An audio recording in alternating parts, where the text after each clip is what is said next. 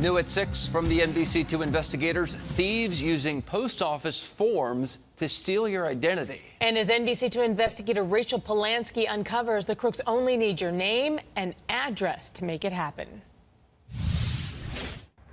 Junk mail, catalogs, and maybe a few bills. That's what you normally see inside your mailbox.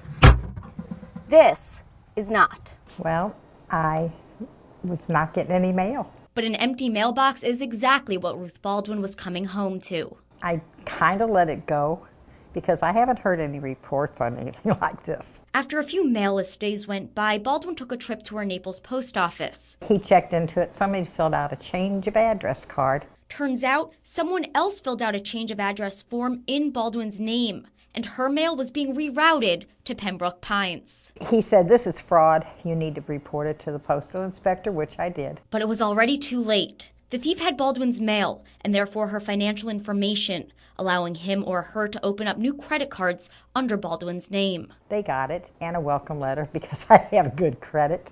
And it took me like 2 hours on the phone and 5 people to get that stopped. And here's the scariest part. All the thief had to do was walk into the post office, fill out a change of address form, and pop it in the mail. Unlike most scams, the NBC2 investigators have learned that this one is easier to commit in person because the person must verify their identity when changing their address online or by phone. I'd hate to see people get away with stuff like that. The U.S. Postal Service refused to do an interview with me, but said in a statement that the agency makes every effort to prevent identity fraud, adding that when the agency receives a change of address form, it sends out validation letters to both the old and new addresses. But Ruth Baldwin says she never got that letter. All they've done is caused me a bunch of headaches. This type of mail fraud is minimal, but when I asked the spokesperson how many complaints the agency received this past year, she would not give me an answer. So I filed a request under the Freedom of Information Act, and when I get those numbers, I'll bring you another update with just how widespread this scam really is. For the NBC2 Investigators, I'm Rachel Polansky. A name and an address. Obviously, there's some kind of a problem. Is all you need. Yeah, of course it's scary. To reroute someone else's mail. Somebody shouldn't just be able to fill out a form and get your mail going to California. Yet that's exactly what happened to Dina Henn and her husband Jeff when someone else filled out a change of address form in Jeff's name.